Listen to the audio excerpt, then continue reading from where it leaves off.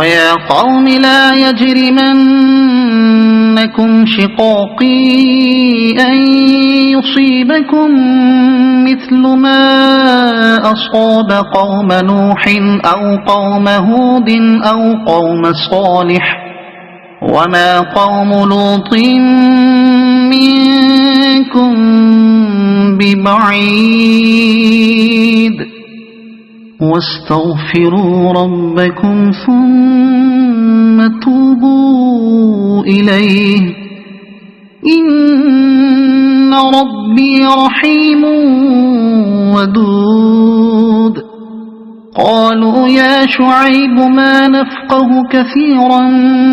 مما تقول وإنا لنراك فينا ضعيفا ولولا رهطك لرجمناك وما أنت علينا بعزيز. قال يا قوم أرهطي أعز عليكم من الله واتخذتموه وراءكم ظهريا إن ربي بما تعملون محيط.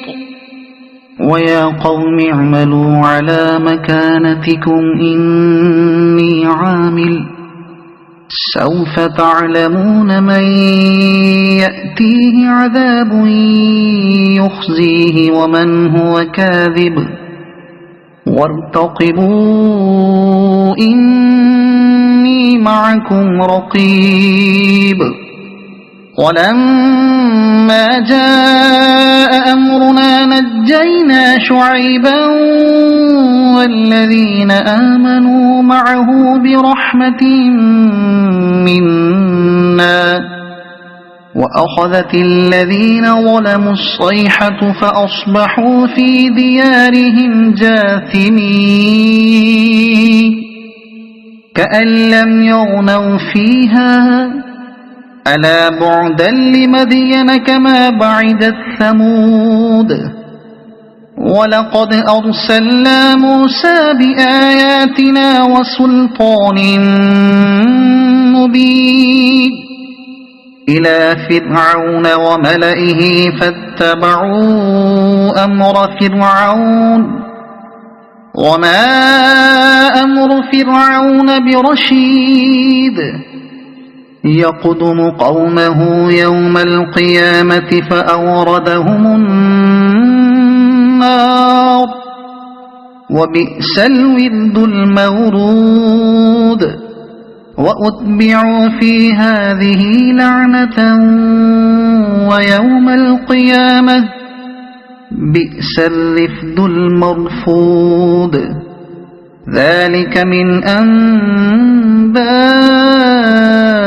القرى نقصه عليك منها قائم وحصيد. وما ظلمناهم ولكن ظلموا أنفسهم فما أغنت عنهم آلهتهم التي يدعون من دون الله من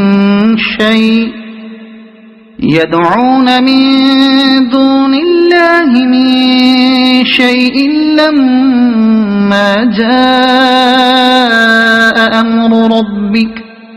وما زادوهم غير تتبيب. وكذلك أخذ ربك إذا أخذ القرى وهي ظالمة إن أخذه أليم شديد. إن في ذلك لآية لمن خاف عذاب الآخرة ذلك يوم مجموع له الناس وذلك يوم مشهود وما نؤخره إلا لأجل معدود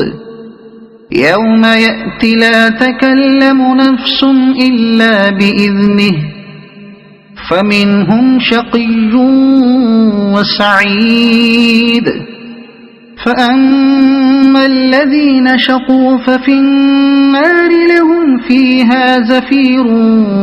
وشهيق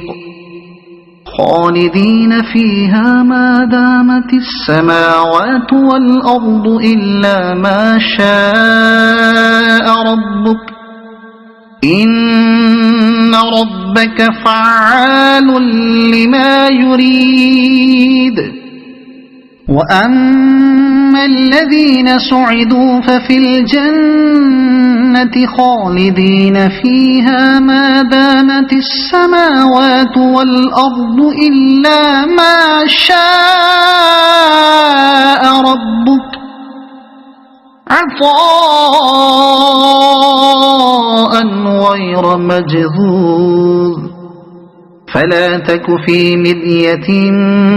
مما يعبد هؤلاء ما يعبدون إلا كما يعبد آباؤهم من قبل وإنا لموفوهم نصيبهم غير منقوص ولقد آتينا موسى الكتاب فاختلف فيه ولولا كلمة سبقت من ربك لقضي بينهم وإنهم لفي شك منه مريب وإن كلا لما ليوفينهم ربك أعمالهم إنه بما يعملون خبير فاستقم كما أمرت ومن تاب معك ولا تطغوا إنه بما تعملون بصير ولا تركنوا إلى الذين ظلموا فتمسكم النار وما لكم من دون الله من أولياء ثم لا تنصرون وأقم الصلاة طرفي النهار وزلفا من الليل إن الحسنات يذهبن السيئات ذلك ذكرى للذاكرين واصبر فإن الله لا يضيع أجر المحسنين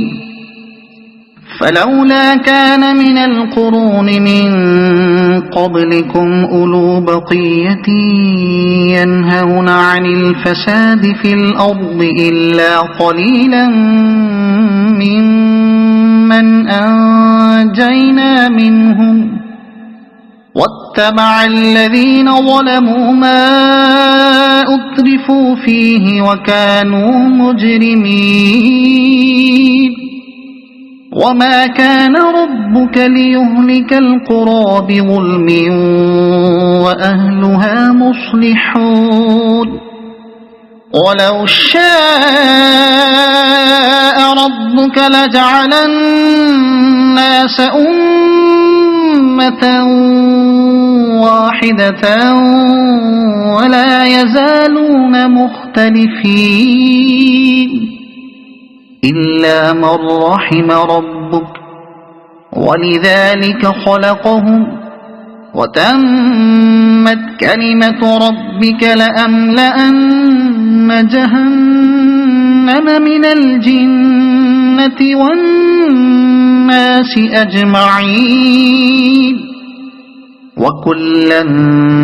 نقص عليك من أنباء الرسل ما نثبت به فؤادك وجاءك في هذه الحق وموعظة وذكرى للمؤمنين وقل للذين لا يؤمنون اعملوا على مكانتكم إنا عاملون وانتظروا إنا منتظرون ولله غيب السماوات والأرض وإليه يرجع الأمر كله فاعبده وتوكل عليه وما ربك بغافل عما